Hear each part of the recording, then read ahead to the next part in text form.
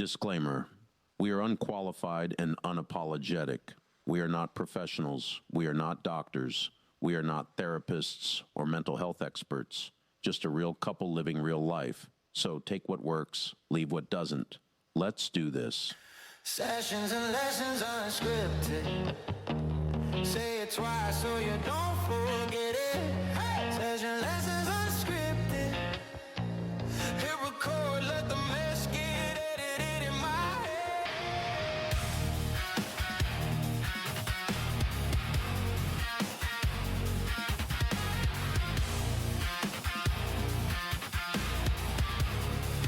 What's up, everyone? Don't get fresher than this. Hello, everybody. It's your buddy Joel, host of Sessions and Lessons Unscripted. And over there, it's Gloria. Hi, everybody. How's it going? What's up, Gloria? Nothing. How are you? I'm okay. Nothing to complain about. Well, we can complain, right? Do we want to? Oh, no. My pony. Oh, she lost her pony. Oh. Don't cooperate with me. Show the fine people what you're doing. Like, what is that? Your pony. She found these things. I have one, too. I have, what is this? A little T-Rex, I I don't know think. if I can show. Hold on, let me get a close-up of this. Can you guys see that? And then, hold on, I'll show you, there's glows. You got a unicorn. Yeah, but it's not choosing to stay, which is irritating. That's life. Yeah. Deal with it. So how is everybody doing? I hope everybody's doing awesome. I'm doing okay. No, I'm doing all right. I'm, like you said, I can't complain. I mean, I can, but We don't want to hear it. what's the dad joke / like old man saying? I could complain, but nobody's gonna listen. Or I don't know how that goes. Something like that. I'm old, but I'm not that old. He's old. She's pretty old. No, I'm not. She's 6 years younger than me, but she's still kind of old. Look at her.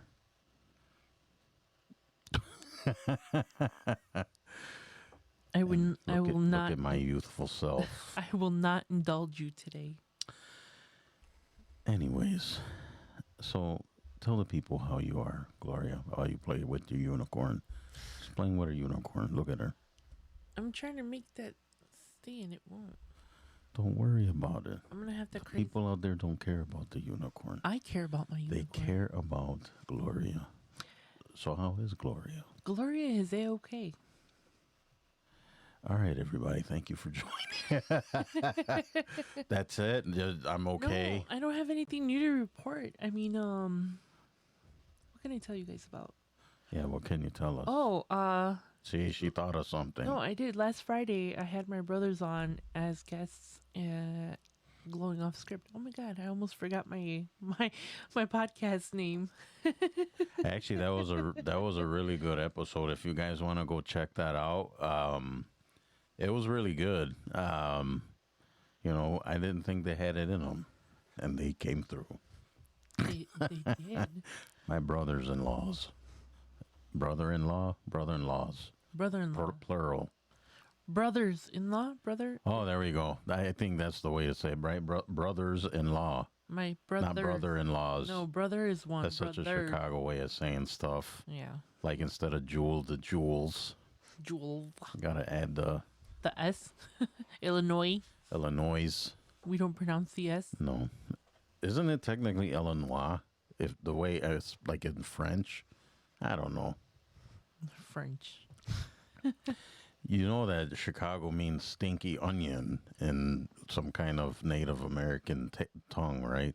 Yeah, and Or Chicago. smelly field or something like something that. like that. No, For all you people there, you geographical nerds. no, fun fact, Chicago is pronounced Chicago. Chicago? Yeah, Chicago. You know, it's funny. People say I have an accent and I don't hear it. That people from Chicago have accents. I don't hear it. It's like, where are you from?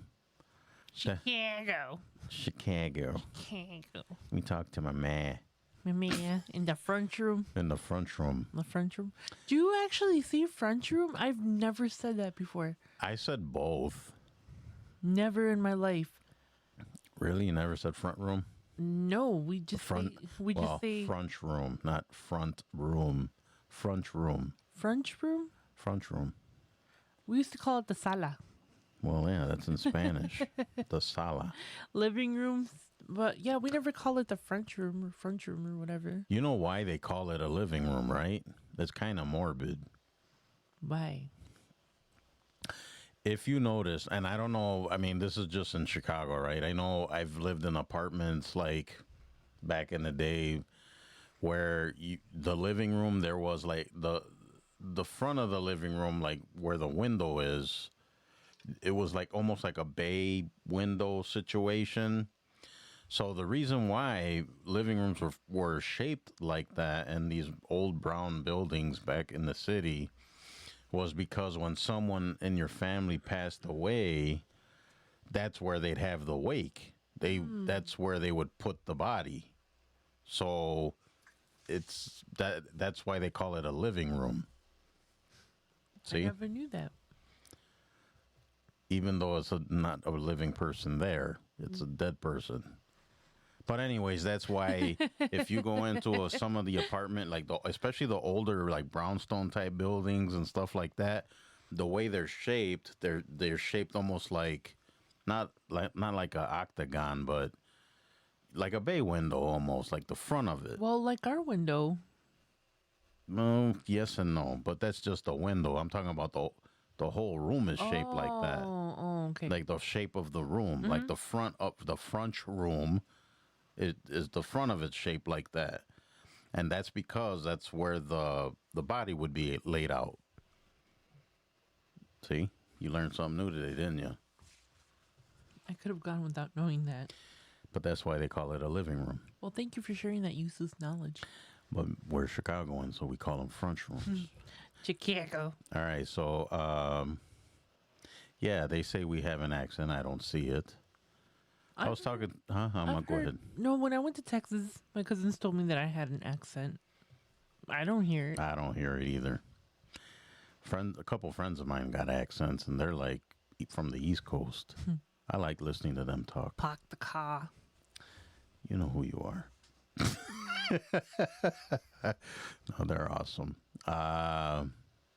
Let's see. And then we were talking one time about like in Chicago, there's like these unwritten rules that you have to follow.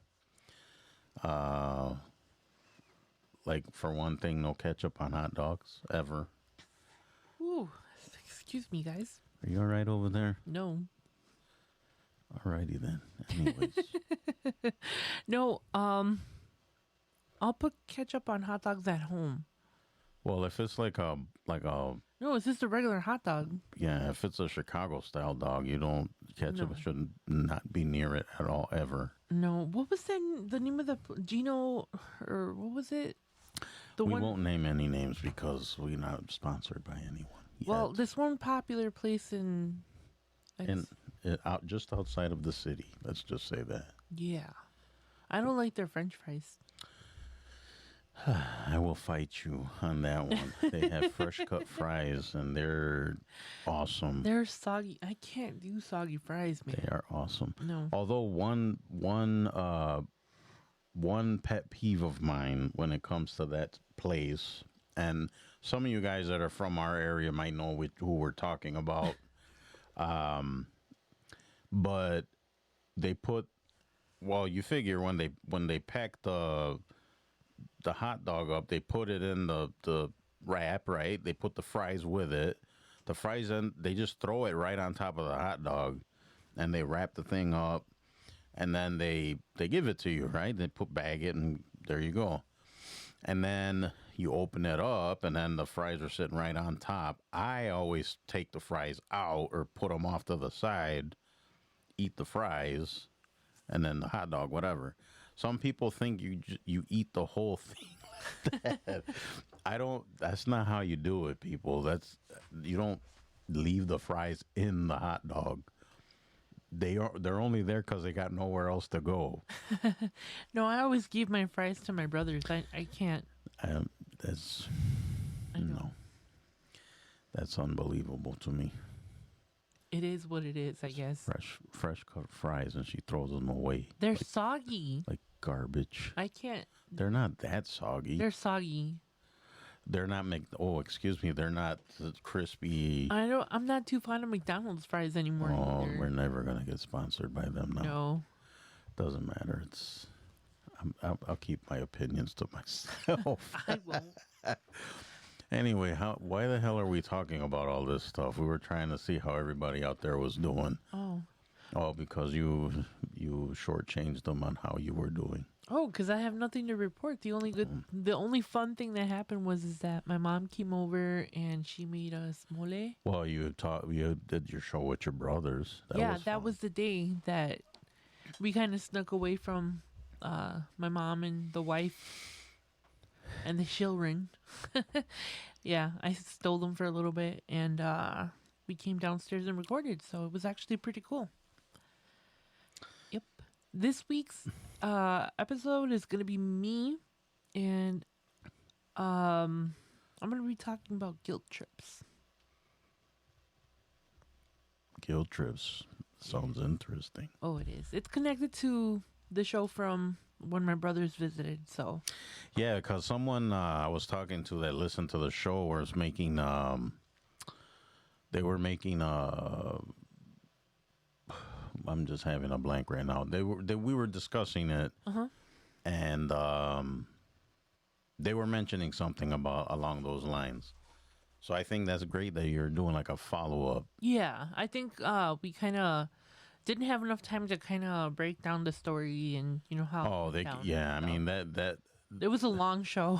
Well, it wasn't that long. I mean, it was a little longer than normal, but Yeah. it didn't feel like it. And No, it then didn't. it was. I mean, they'll be on again, of course, Oh, at some point. But yeah, I mean, you can just go super in depth into that stuff Yeah, but for sure. yeah, for sure this Friday it'll just be me again by myself, and I'm gonna kind of touch on some subjects and stuff related to the conversation. So hopefully you guys had time to listen to the episode. Yeah, and if not, go over to your streaming services and check it out. Yeah, it was really good. I really enjoyed it. And I was sitting here. Yeah. I was sitting here directing and producing, and I ended up listening to it again. I mean, as a spectator, I guess. And Well, I really enjoyed it. It was really different good. when we're recording the show and you're producing it and I'm like hosting it, but listening to it, it's like a different perspective. I know, like, we know what we talked about, but as I'm listening to the stories or whatever, I'm like, oh man, I should have brought this up, or I could have said this, but yeah, very fun, very interesting. So just check it out. Yes, go check it out. Seriously, it was really good. There was something I was going to address or say, and I don't remember now. That's what happens when you get my age. So now you get to entertain people while I remember. Just Hi, kidding. everybody. Do a puppet show or something. I have my trusty pumpkin. Oh, she has her pumpkin. I did, and you know what? I've been playing with it so much, it doesn't have a face anymore. You rubbed the face off of the pumpkin? Yeah, you can still kind of see where the stickers were, but yeah, I did. It's because I stretch it. You're not supposed to stretch it. You're supposed to squeeze it. That's kind of the same difference. No. Yeah, you're This is squishing. okay. You're squishing it, which in turn is stretching it. This is stretching it. Well, now you ruined it. Yeah, that's how the sticker came off. People, you see what I got to deal with here. It's still being stretched. When you're squeezing it, it stretches. Am I right? Sure. Cheapo, Yeah. chime in, please. Tell Gloria she's wrong. Anyways, She hates being how was your wrong. week? She hates being wrong.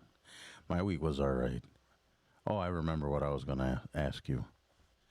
If you had any wins.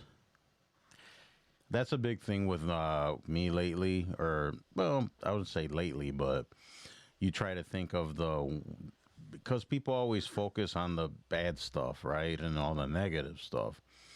You don't take a second to think about the wins, like what went right, what cool stuff happened to you, what nobody focuses on that stuff. Yeah. So I'm trying to get better at that, So what about you? What would you say is a win this week? Well, one of the wins is that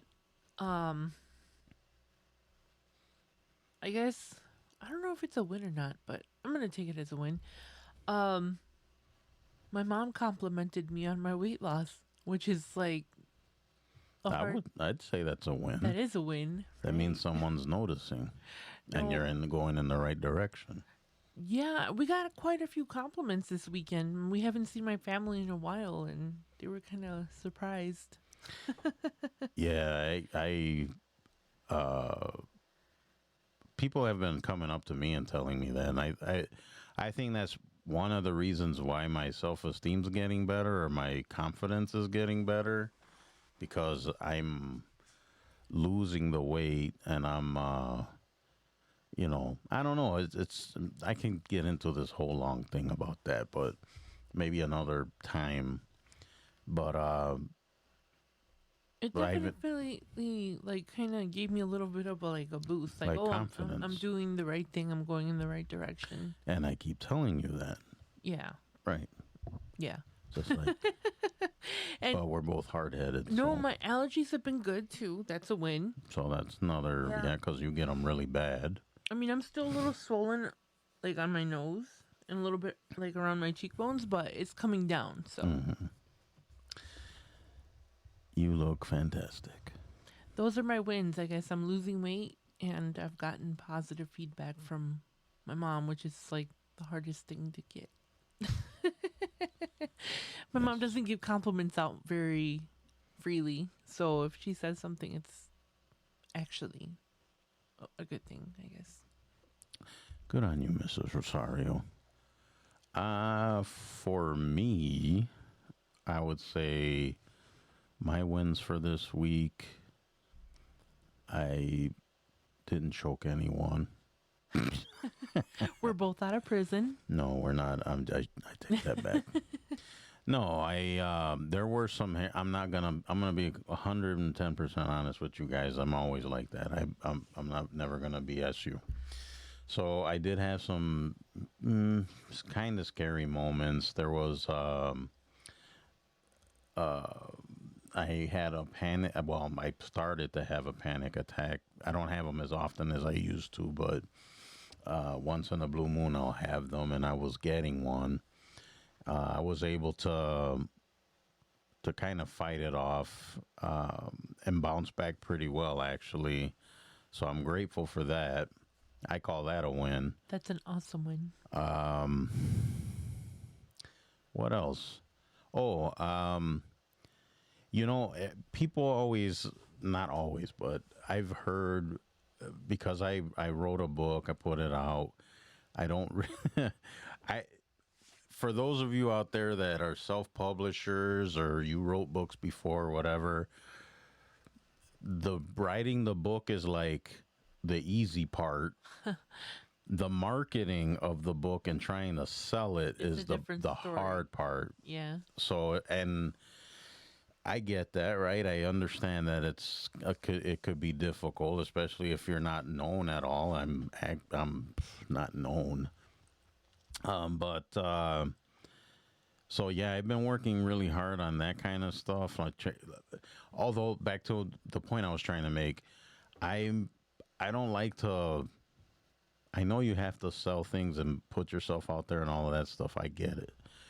I don't want to like be a spammer, if that makes any sense. You know what I mean? I don't want to overstep my bounds. Yeah. But people are like, well, no, you do it because I mean, you gotta sell it, but like, posting on other people's stuff and talking about it, like if I'm in a meeting or something, I don't really talk about it because I'm not there for that. You know what I'm saying?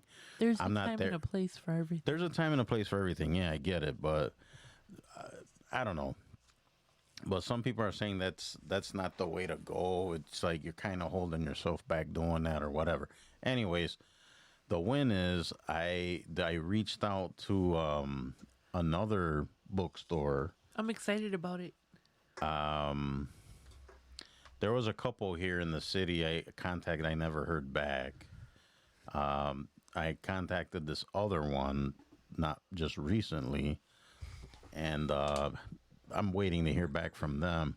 But I'm a little excited about it. It's not very far from our house, so it's like really close. And I don't know. We'll see if they get back to me or not. If they do, they do great. If not, that's fine. I just move on. You know what I mean? I think it'd be cool though if we can go and actually like check it out personally, and then maybe talk to the owner. Well, not even because I'm trying to get my book in there or whatever, but No, just to check it out. 'cause but in from general, what it's a place that Gloria and I would actually go I would to. love it.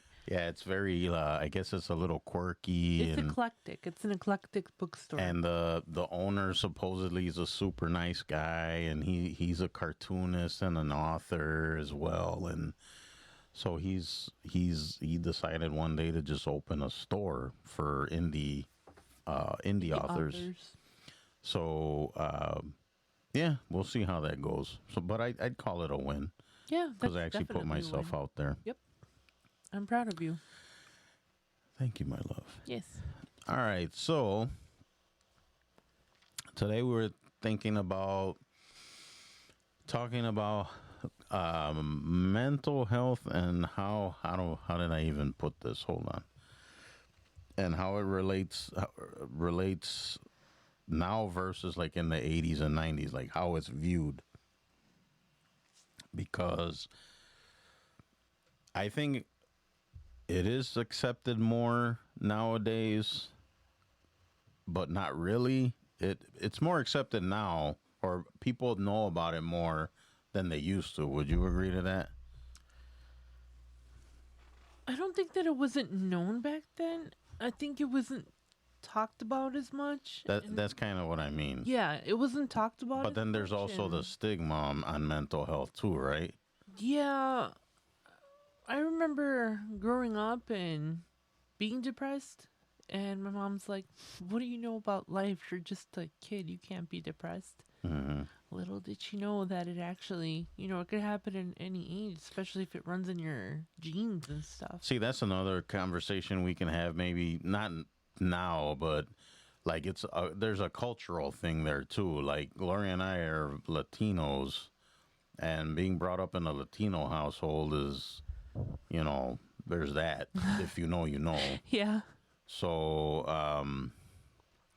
and that's not to make excuses for No. people or anything like that. Our cultures are different than, a lot of people who were born here. I mean, we were born here, but you know what I mean. The culture, right? The way you're brought up.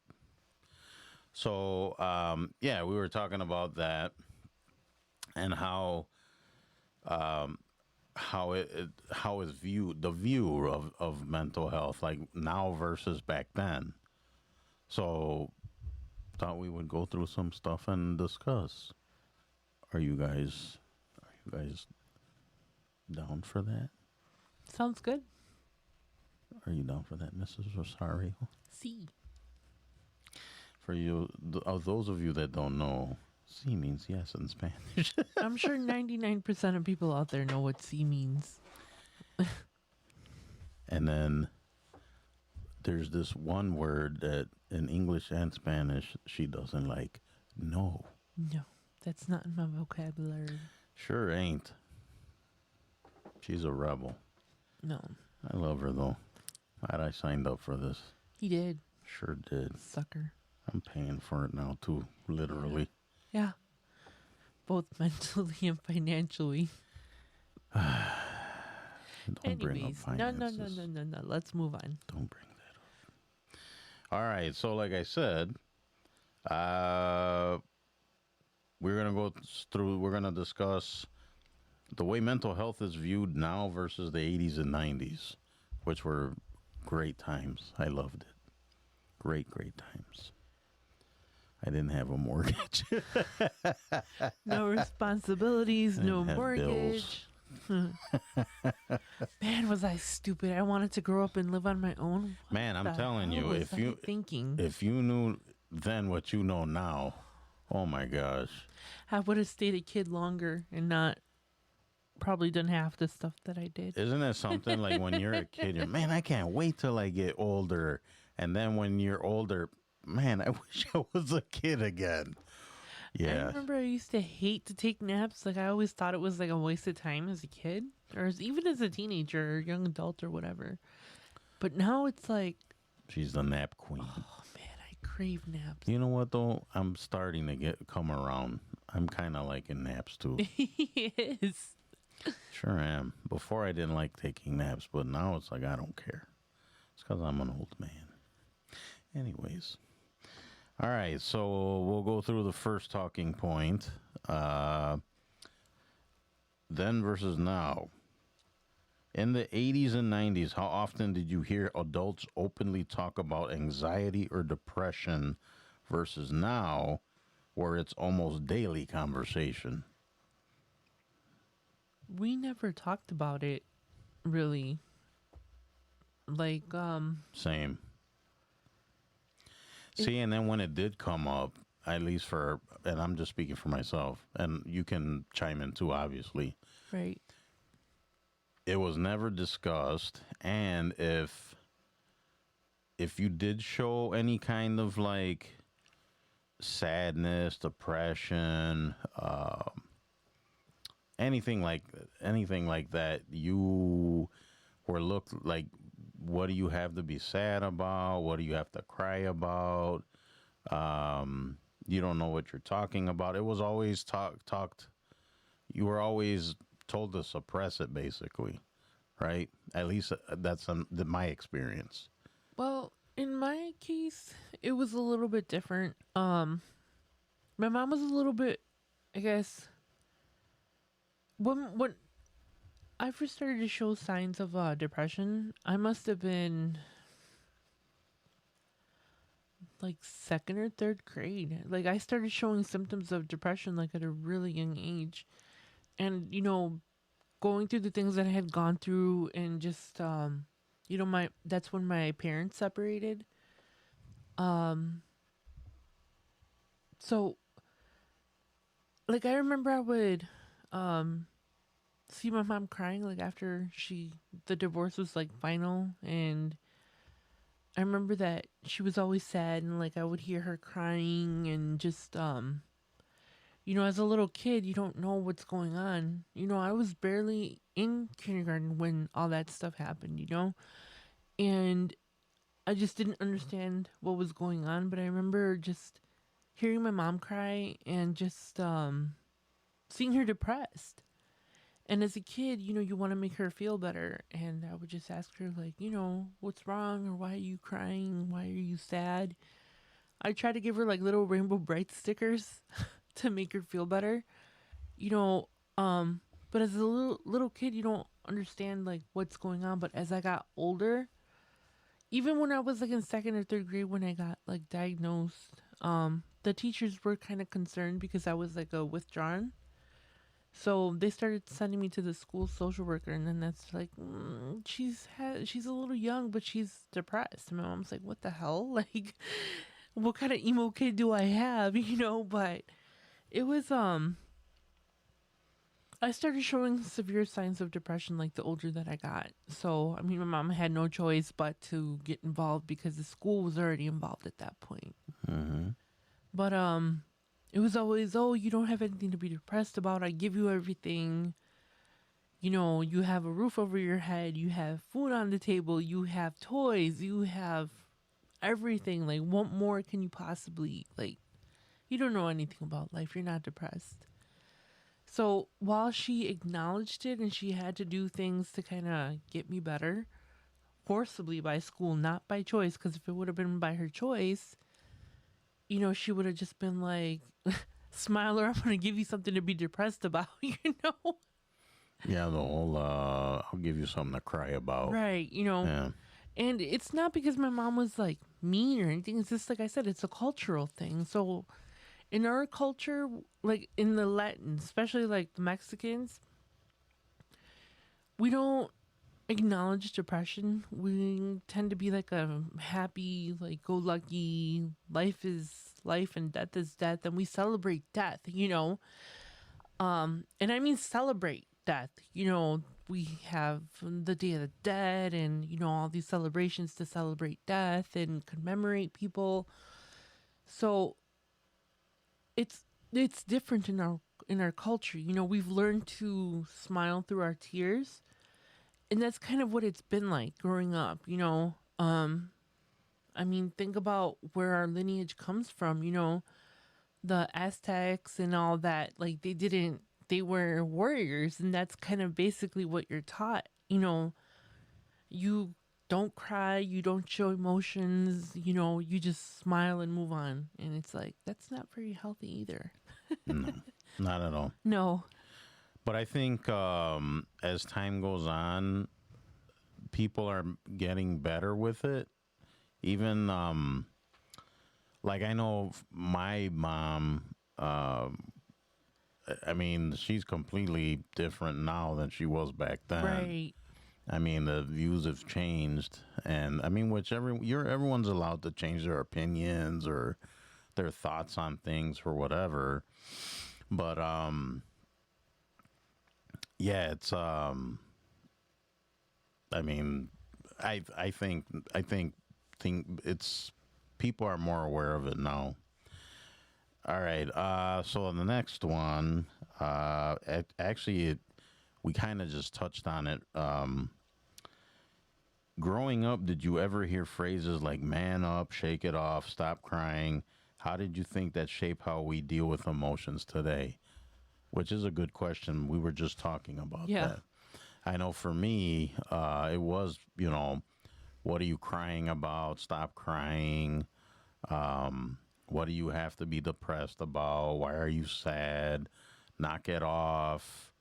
You have a roof over your head, food. That you have no reason to complain or, be we sad. provide everything for you. Yeah. Your only job and worry is to go to school and get grades. Like that was your only job, But I will say that my mom was a little bit aware of depression and like kind of, I guess, mental issues.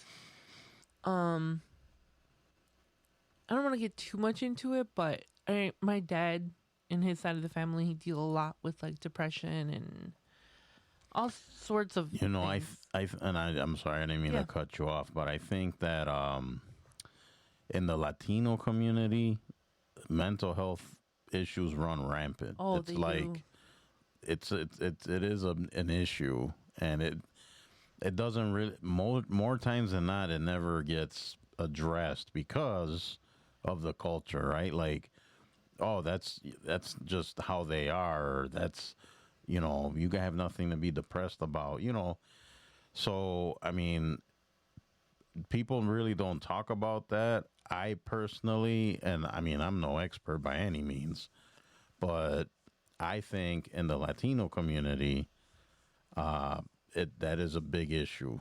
No, and it is too, because like I said, my mom kind of was already aware of like depression and that it ran rampant on, his side of the family. Mm-hmm. I think my mom just had a hard time accepting that as a kid that young, you're aware of like what sadness is.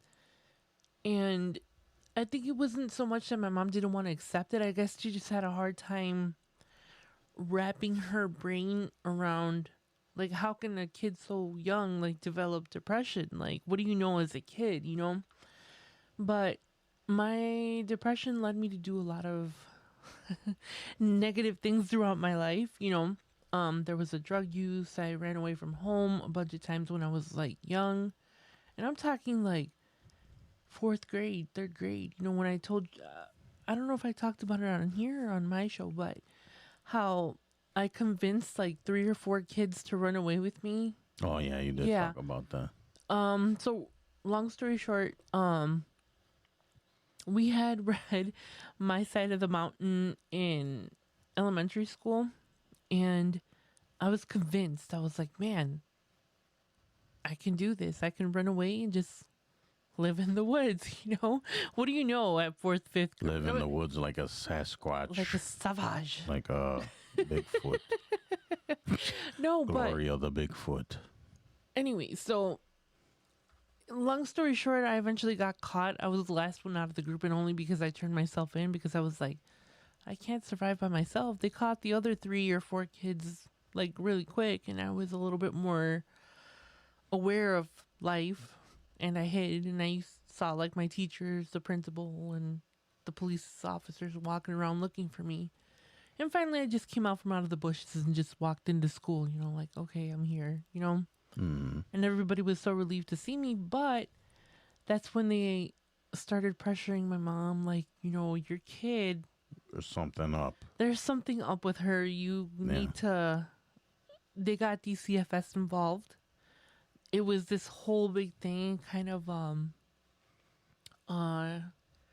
Yeah, I was there for. So what it was at a local hospital. I think it was Lutheran General that they took me to. It's in Monpras. I don't know, but it's somewhere out there. And they had a children's psych ward, and they put me there. I was with a bunch of kids around my age. I was one of the younger ones at like 10 or 11, I think. And the oldest were like 15, 16-year-olds. And it was just a bunch of therapy sessions and a bunch of like medications and stuff. While I was there, they did put me on like Prozac and all sorts of medications. And this was more new around that time. Yeah. You know, especially for kids. They started prescribing like antidepressants for kids, and they put me on Prozac. That's actually what I'm on right now. Yeah, but as a kid, it just zombied me out. Like I was non-reactive to a lot of stuff.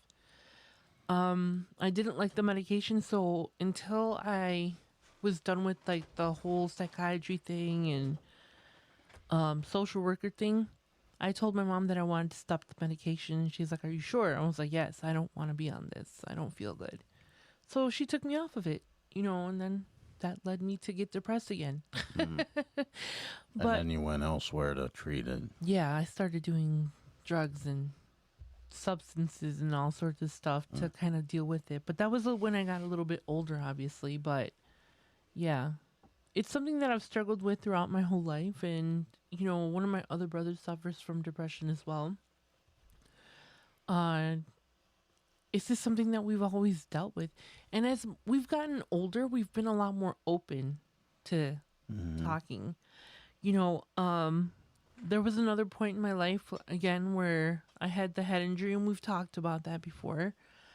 Then my depression was, like, out of control for, like, that whole time. Even when we started dating, I was still kind of dealing with, like, the depression and stuff. But that wasn't something that I can control. It was something that was happening in my brain, because your brain panics when you have a head injury, and especially a severe head injury. Your brain knows it's hurt, so it's trying to compensate, and you're Well, it's trying to protect you. right. Yeah. And it just releases all sorts of things because it doesn't know what the hell's going on. You're confused, you're off balance, and all that. So, I had severe depression. I've never had depression like that bad before or since. I mean, I have had depression, but not. I wanted to unalive myself, and I think that's when I started to open up to my family. I've never talked about like my depression with my family, but that was the point where I was like, I need help. And for me to ask for help, you have to know that that took a lot for me, and that I had to be in a dire situation to reach out to someone, to reach out to my family. And then I guess now we talk about depression a lot more openly. Now my mom is like, yeah, you guys are depressed. She's kind of coming around.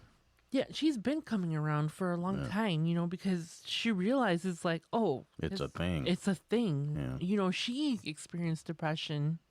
She has experienced depression, but I guess it's kind of like, again, she didn't want to acknowledge it, or just like, if I keep moving, I'm not gonna feel anything, and that's kind of the attitude that I have, which is kind of good, but not good because you're not addressing the situation. Right. Yeah. So. Okay. So in the 90s, going to therapy was often seen as something being wrong with you. Today, it's almost seen as a sign of self-awareness. When did that shift happen for you?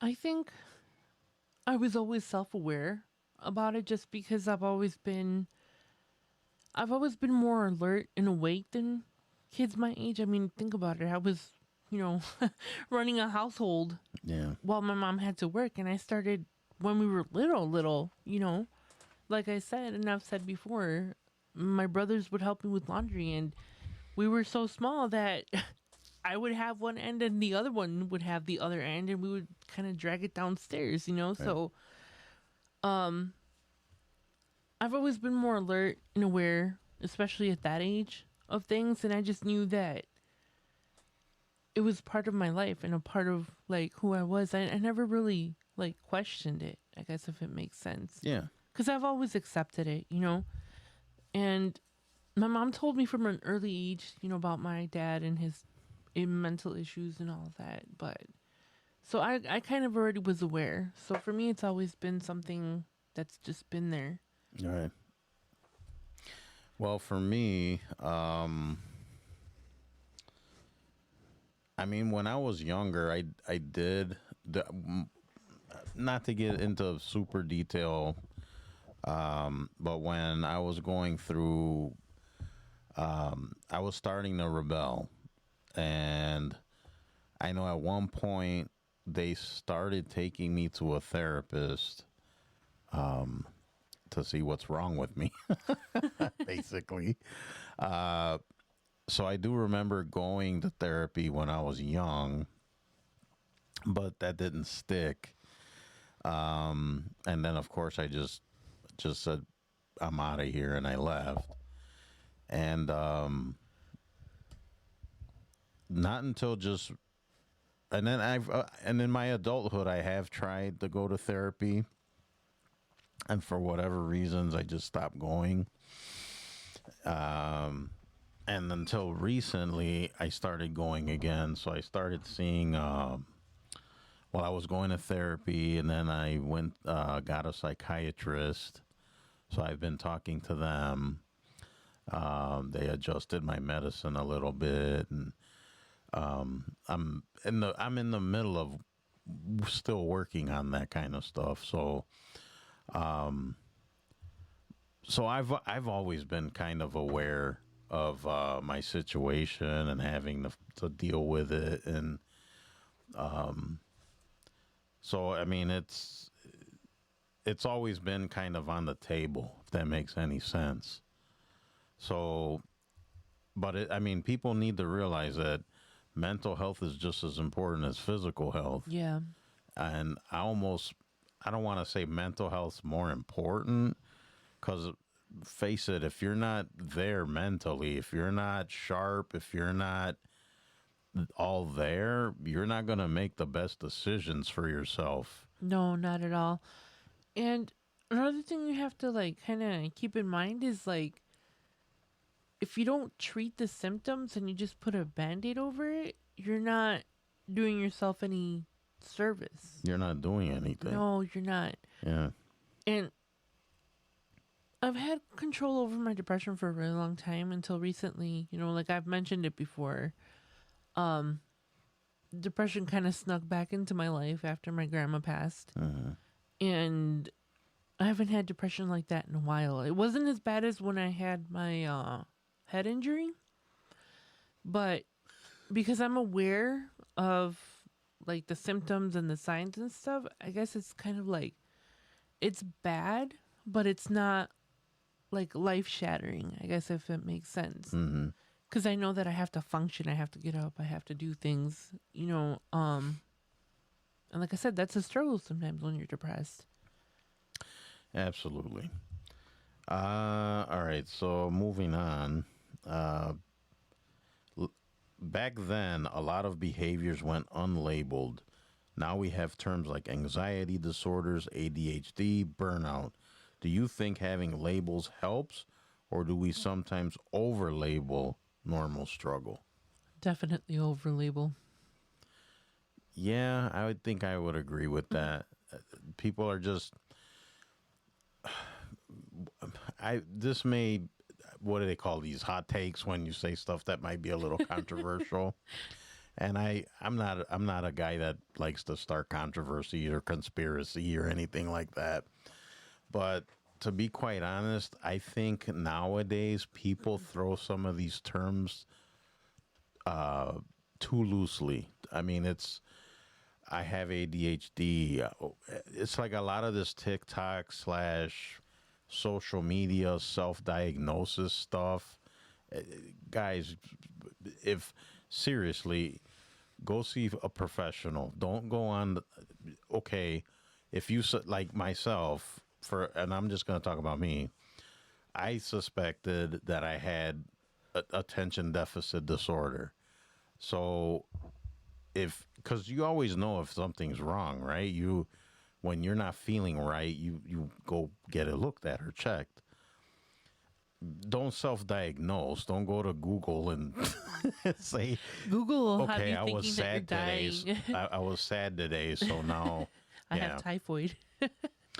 Yeah, so that's one thing that I dislike about this day and age and with social media and all that stuff, because people are just throw things around like, oh, I'm autistic. Oh, I'm Depressed. I'm manic depressive. I have this. I have ADHD. Unless a professional kind of looks at you and goes through the whole thing and diagnoses you with that, then you can't really be going around saying that. And that kind of irks me a little bit. Oh, I'm on the spectrum. Okay. Says who? It says you or says a professional? No, I guess it's become kind of like a thing to label yourself. Like, oh, I guess. I'm like schizophrenic, or I'm so like ADHD, or, But I find that annoying too. So please, people, if you or you know anyone who is going through some kind of something, go professional. Don't do. There's no home remedy. You can't rub Vicks on it, just like the Latinos like to rub Vicks on everything. It's like, you're not feeling well. Here, rub Vicks on it. Rub Yeah. this ointment that I can't Paparu. pronounce. Or what is that? Sana colita de rana. Si Yeah, no sanas hoy, sanarás mañana. which loosely translated means heel frog butt. Isn't that what it means? Yeah, sana, which means heel. Heel Uh-huh. Colita de rana, which is frog butt. frog butt. Si no sanas hoy, And if it doesn't heal you today, sanarás mañana. you'll get healed tomorrow. Yeah. See, there you go. You guys learned some Spanish today. heel frog butt. I remember that my grandma used to say that to us sometimes, like when we would like fall. Hmm. She'd be like, "You're okay." And as a kid, you're so dramatic, throwing yourself on the floor, like, "Ah, it hurts." And then she'd say that rhyme, and then you'd be all better. It was one of those little cutesy Yeah. things to say It when you doesn't got make hurt. sense. It doesn't make sense in It English. absolutely makes no sense. I'll heal you with a frog butt. Yeah. That's what we had to deal with growing up. Well, that's more of a Mexican thing, though. I don't think we did that. No. No, the frog You guys butt. would just get coquetazos. Cocotazos, yeah. Cocotazos. Chancletazo. Everything was a tasso. Tasso. Chancletazo, cocotazo. Anyways, let's move on, shall we? All right, so in the 80s and hold on. In the 80s and 90s, did schools ever talk about mental health beyond maybe a guidance counselor compared to today where kids have mental health days and programs? I don't recall them ever talking about mental health. Ever. We did. Maybe it was, I don't know, maybe it was a public school thing because we did. They would tell us, like, oh, if you don't feel happy or if you're sad, you can go talk to Mrs. Such and she's a social worker, blah, blah, blah. Well, even though I went to a private school, I know, I mean, if there was something wrong, they did have, Counselors and stuff. I guess, like teachers were the counselors basically, but you'd have someone to talk to. Because I vaguely remember when I was in grade school having to talk to a teacher like that.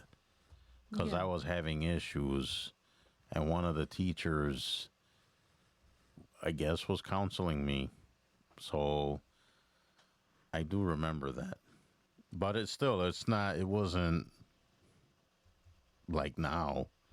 No, it's, to tell you the truth, I've always seen social workers, like, since I can remember. And again, I was diagnosed at a really young age, so even through high school and like elementary school, I would always see the social worker at least once a week or twice a week, depending on how I was doing.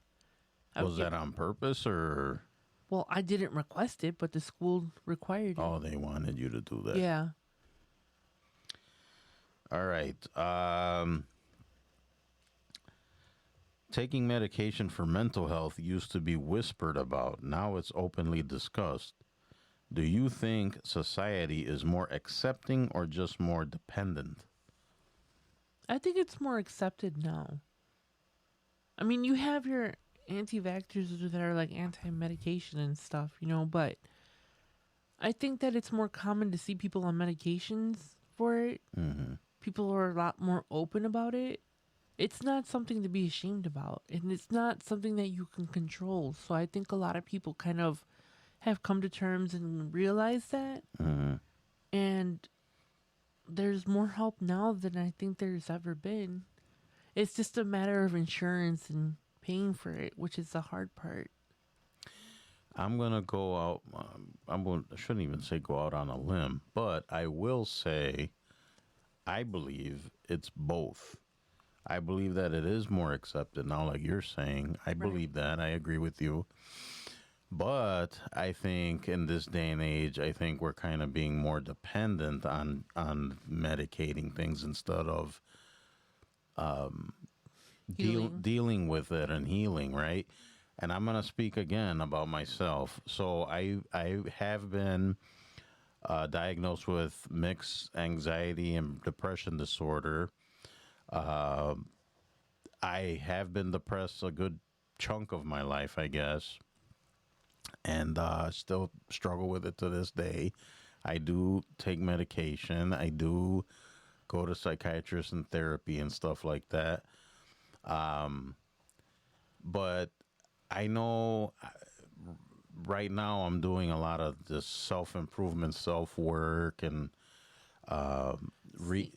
I'm sorry, I don't mean to cut you off, but I think kind of it might be expensive to go to like a psychiatrist, a social worker, or a therapist. Anything is expensive nowadays. well, So yeah.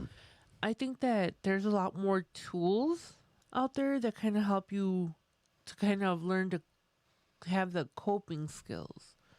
I agree. There's apps out there. There's Facebook groups. There's so many different, avenues now that there wasn't before, to where it's accessible, but you have to have cash for it, which is like the crappy part, And with the insurance, and not everybody gets covered, and it's just you get one or two visits, and it's just like that doesn't do much. You have to do kind of part of the footwork too. You have to want to be better and feel better. Right, exactly. And that's kind of what I was going to get at. Like, I know for me, one thing that is helping me is doing all of this stuff, because you got to have to want to get better, right? that's why I mean people are getting too dependent on drugs and all that other stuff because you take it and then that's it. It's like you still live the same life, you still have the same bad habits, you still have the same bad mindset.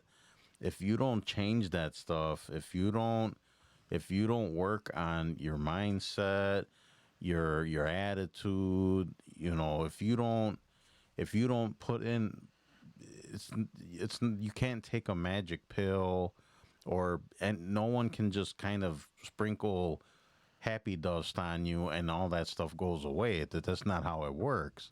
No, and the thing is too is like you have people like me who do deal with depression, and for me, I've been really honest and open about my drug use. You know, I haven't used anything in a really long time. But I will say that when depression hits me hard, it's always a temptation. And that's where my self-work and self-worth comes into play. You know, Right. you have to realize that, and this is going to suck for me to say, but you're the common denominator in all of the issues in your life.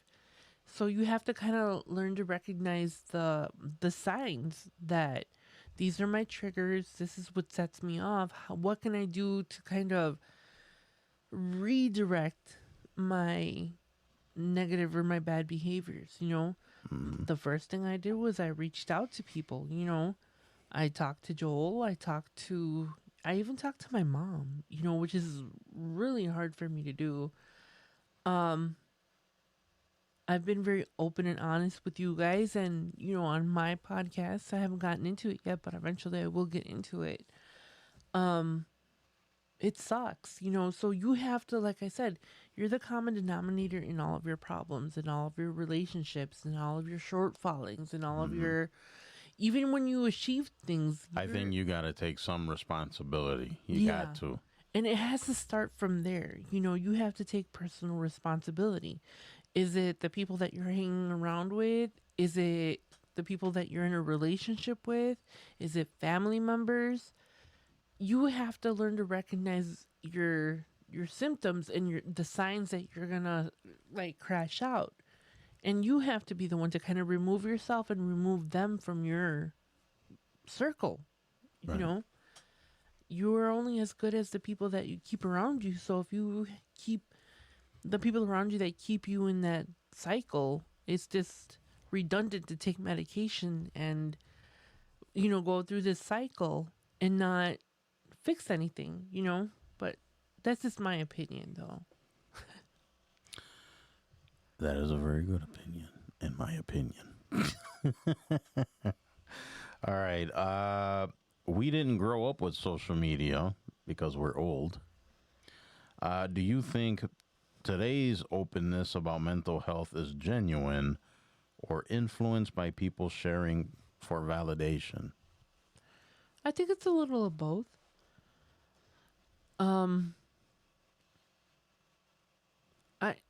I would say it's a little of both.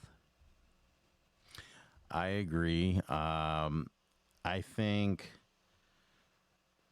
it's kind of a two-edged sword, right? Because with like you said, there's Facebook and the socials where you can go find like-minded people or people that are going through the same things you are. We did. Yeah, but then you do have those people that are doing stuff for attention and validation, right? And back to the whole like mindset and attitude and all of that stuff. People want to, the term that just popped into my head is sit in their own filth, right? Right. And expect people to just kind of like, oh, it's okay, whatever. No, that's not how it works. It's like you just want, oh yeah. You're always pointing the finger at other things, people, places, and then you want people to just validate it so you don't have to put the work in and try to help yourself. Now, it doesn't mean that you helping yourself is going to get you out of it, but it's like, it's a start. at least you're putting your arm out, you're extending your arm, and then that'd be like you just sitting there, and then they're standing over you wanting to help you, and you don't extend the arm. Yeah, I've said that so many times before that asking for help and getting help is more than just saying help me and then just throwing your hands up in the air. You're not going to accomplish anything by that. You know, it's so much easier to kind of find a solution, even if it's a short term solution. You know, at least you're starting somewhere. I agree. But bottom line is you gotta help yourself, and then you'll get that boost. A boost. The boost. All right, so let's see. Let's move on. For men especially, how different is the expectation now versus growing up in the 80s, 90s when showing emotion could get you judged or mocked? As a man, I can't answer that because I am not a man. she is not a man. I'm not.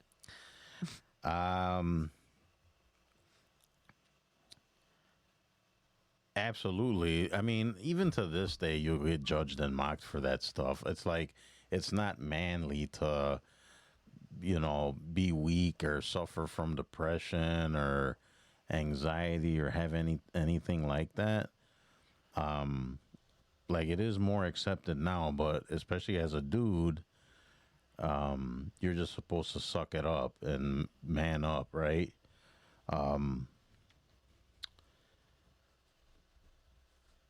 So I don't know. It's I think it's better now for a guy, but at the same time, you still have that you're a guy, suck it up, buttercup. Right. It's still there. It's not gone. Yeah. So No, I think that sucking it up is kind of a little bit difficult sometimes. yeah, I think so. So yeah, so you know what? I was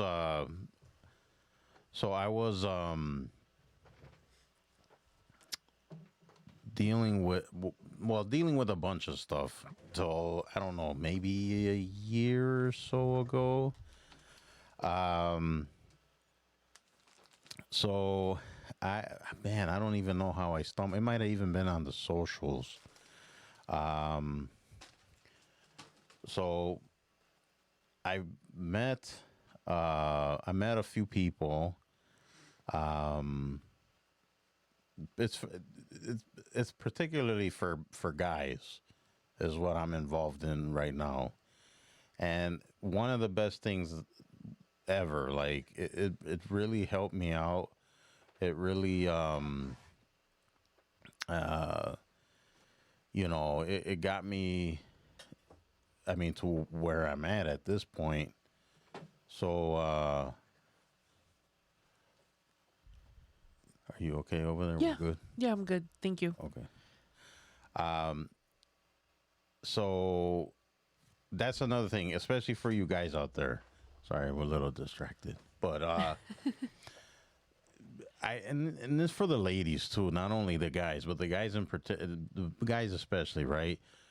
One helpful thing, at least for me, is I found a bunch of dudes that are basically in the same boat and like-minded, and we get together, we talk. There's no judgment, stuff like that. And I think that helps a lot. So you guys out there, find a group, any group, online. If you find a group in like maybe your church, local church, I don't know where else they would have these groups, but the one I've made a few good friends too through this. So like the people that I met were life coaches, couple of guys One's Cliff Shuffler. He's on TikTok a lot. My other friend, Gary Holtz, he's with Northman Coaching. Great guys. And there's a Northman Brotherhood that I'm a part of. And they meet almost every day. Guys talk it out and bring what's bothering them to the table. And yeah, but I really recommend everyone out there find like-minded people, ladies too, like-minded ladies, and talk it out, discuss it. That's one way to start healing, right? Getting it all out. So what say you, dear? Yeah, I think it's important to, as much as Joel and I are like super close and together all the time, Yes, we're inseparable. I'm never gonna fully understand all of his emotions. Like, I understand him as a husband, as a, I guess, spouse, best friend, frenemies, whatever, you know. I understand all those aspects of him, but there's just sometimes where we don't see eye to eye with things, and it's just because we think different, you know. I mean, I'm still looking for a women's group, even, but I wanted to do kind of like a live thing to where, you know, it's like face to face in a group, like not online. I'm still looking, but you know, I think it's important, you know, for him to have his little sessions with, you know, the guys. And it's important for us as women to kind of take time for ourselves away from our husbands and household duties and all that. And I want to kind of throw this out there. And it's not, don't join a group that's like there to just BS the whole time. It's not, that's not what it's about. It's about digging deeper, right? It's like, so like, you're not going to get together with your girlfriends and talk about, you know, how your husband farts in his sleep. No, but no, that's not, don't find a group like that. That's not. There has to be a balance between just gabbing and actually getting work done. Right. You know, like I say, and this is kind of one of my favorite things, is there's a time and a place for everything. You know, it doesn't mean that you can't goof around with your group, but you have to handle the important things. Handle your business. Right. Yeah. Once that's out of the way, if you guys want to sit around and talk about farts and boobs and stuff, then, well, that's what guys do, you know? Yeah, I don't really talk about farts and boobs. Well, maybe sometimes. Yeah. Anyways, moving on. Maybe we'll edit that part out. Why? No, we're unscripted, so we'll talk about farts. There's nothing wrong with boobies and farts. Anyways. All right, back then, you might hear one opinion from a parent or teacher. Now there are thousands of voices online. Is that helping people understand themselves or confusing them more? Confusing. There is something called, we've talked about it before, toxic, what was it? Was it toxic positivity? Yeah, toxic positivity. You have all these people claiming to be like mental gurus and health gurus telling you, Yeah. do this, don't eat this, and this will work. Stop taking medications. You're wasting your money. And they're always trying to kind of sell you something or sell you a story or sell you some That kind is of true, like yeah. course, which is fine. Make your money, but just be careful on who you follow and what advice you follow.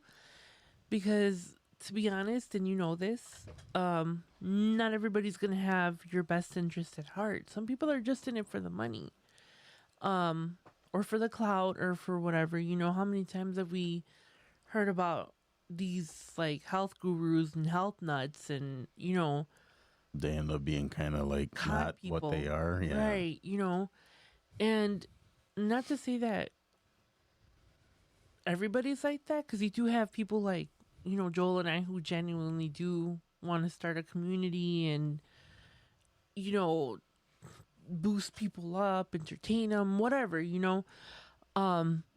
you just have to be careful on who you follow with that type of stuff. You know, we've always said it, and we have the disclaimer, we're not professional anythings. Not at all. You know, we're just two people who have dealt with a lot of mental issues and a lot of situations in life. Mm-hmm. And that's just it. You know, my goal is to, you know, find people out there that have been through kind of similar things. And why not start a community and uplift each other instead of dragging each other down? You know, things are so messed up in the world right now that, you know, I've been told that this show has kind of been a release for people. You know, it's like therapy without going to therapy, or, you know, a lot of people feel this way and just don't have anybody that they think would understand. And then you listen to the show, or you listen to one of our older podcasts, and it's like you connect. And that's what we're looking for. We're looking for connections, you know. I mean, are we trying to sell a book and maybe merchandise at some point? Maybe, you know, but that's not the main objective, at least not No, for us. not You at know, all. not for me. I just, like I Well, said, it's always. like I said before, I barely sell my book. So yeah, I'm not in it for that. I mean, like, whatever. No, and again, it's to build community. You know, Yeah. shoulder to shoulder, brick by brick. You kind of, Oh no. you build your communities like that, right, AJ? She went there. She went there. That's a little inside joke. It's for an you. inside joke, guys. Don't don't take it seriously. No, but seriously, shoulder to shoulder, brick by brick. Build community.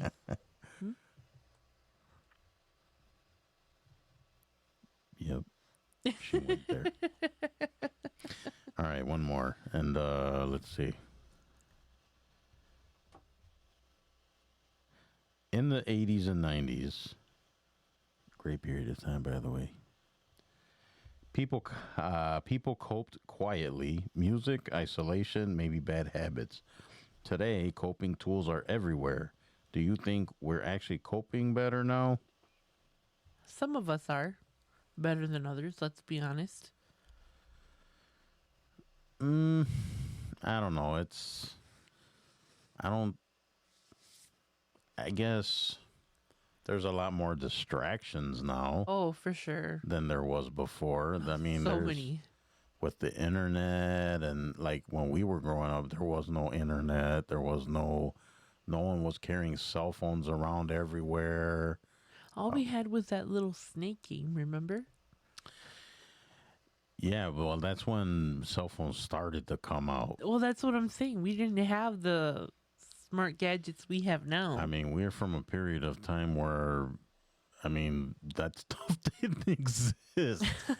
Internet didn't exist. Cell phones didn't exist. What else didn't exist? PlayStations. Well, there was video games, but not like the advanced stuff now. No. And it was easier to put that stuff down because, you know, you got tired of playing the same levels over and over and just moved on to something Yeah, else. because you actually like went and did stuff. Yeah. Like it's not like now where you just sit in front of a TV for 16 hours. Yeah. But no, I mean, like I said, there's a lot more distractions now that can, I mean, they both can help and hurt you. Like you got a lot more stuff you can do now that'll kind of get your mind off of that bad stuff, like hobbies or whatever. There's a lot more stuff. But then at the same time, those same things can also Be become distractions. of the real problem. Yeah. So they help you avoid what needs to be done. Definitely. So it's kind of a fine line. Yeah. But again, you have to take the initiative and the responsibility to want to make Yes. time to make yourself feel I better. agree. I agree. The word responsibility is huge there. Yeah. You have to be responsible. You have to be the one to want to fix it and take initiative. Right. I know that there are times where I'm just like so like far gone in my thoughts and depression. I won't answer my phone, or I'll turn it off, or I'll I'm not as attached to communicating with people, and I go for a walk, and it's just listening to music and walking, and it's just like, that's one of my favorite things to do. It's a distraction. You have to find ways to kind of not only distract yourself, but kind of let the stress out. Whether it's You got to have some sort of release. right, walking. Some people like to read. Other people like to, go to the gym or whatever it is that Yeah. you find. Just stick to that activity. So, Absolutely. yes. And with that, I think we're going to call it a day. That was a good discussion, I think. I think so. It leaves room for a lot of discussion, too. Oh, this is a never-ending thing. No, I mean, with the cultural stuff alone, that could be like a whole thing on its own. That could be a mini-series. It could. A mini-series. But be easy on yourself. I think that we forget that it's okay to have emotions and to feel the way that you feel. And there's nothing wrong with it. There is no, like, everybody has issues right now. Nobody is, like, living life on skate. No one's on easy street. No. Well, I mean, if you Well, have if you got a- billions of dollars, Well, then if you got $1 bajillion, no, maybe. no. And here's the thing that we forget too. Look at how many artists and musicians that have millions of dollars in the bank and have they're- thriving, and they committed suicide. Kurt Cobain, Robin Williams, just to name two off the top of my head. And that's just the beginning of a list that just goes on and on.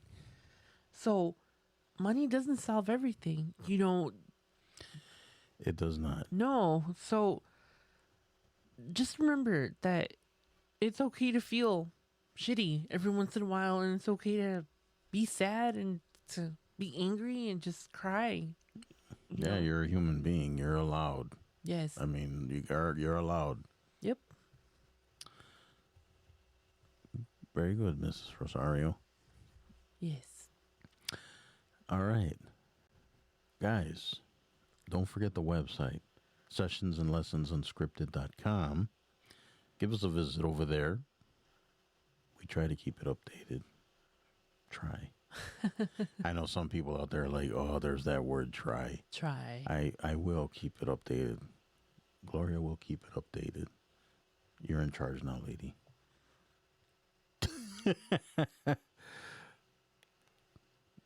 It's okay. Yeah, but check out the website, sessionsandlessonsunscripted.com. If you want to drop us an email, it could be anything you guys want to share. You guys got ideas for shows. You want to, complain about Gloria's, Weird faces. weird faces in the camera. I'm trying to do better. You're doing just fine, lady. Yeah, give us a shout at sessionsandlessonsmail@gmail.com. And don't forget to visit us on the socials. We're pretty active on the socials. If you want to engage with us, start conversations or anything. TikTok is the most popular one. Just search my name out. You'll find me. If you want to check out Glow and her stuff and you want to talk to Glow, her handle on TikTok is Glowster, Gloster. And you can give her a shout on there. And is there anything you would like to talk about or add or anything, ma'am? Yes. I'm not as active on TikTok. I mean, I'm gonna make an effort. No, better yet, I'm gonna do it. I'm gonna apply Hold on. myself. Pause. You guys heard that, right? I always harp on her about that. You gotta be more social. Yeah, I'm not very social, so I'm gonna force myself this week to kind of upload content and just kind of be more active on there. But anyways, Hold on, this is the face of them. That's what she says. Be more social with social media. can you stop interrupting me, please? I'm sorry, Mrs. Rosario. Go ahead. Yes. All So eyes are right now I'm not as active, but I will be a lot more active on what was it, Gloucester? Wow. What Joel said. But anyways, What he said. what he said.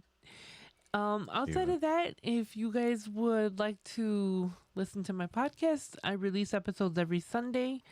Like I said, I had my brothers on recently.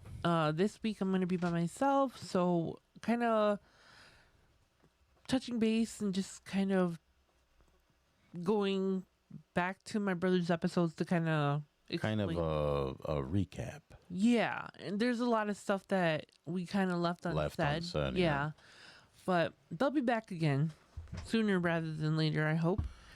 But anyways, I am currently looking for guests on my podcast. When you get a sec, go check it out. It's Glowing Off Script. That's GLOING off script. And you guys can also reach out to me at glowingoffscript@yahoo.com. Again, that's without the W, so it's GLOING offscript@yahoo.com. If you'd like to be a guest, I am currently looking for people. Just let me know. I'm always looking. All right. Yes. So go check out Glowing Off Script. Seriously, guys, it's great. Last episode was great. Yeah, it was a good conversation. And since we're making announcements and stuff, hold on a second. Is he prepared? Yes, he's prepared.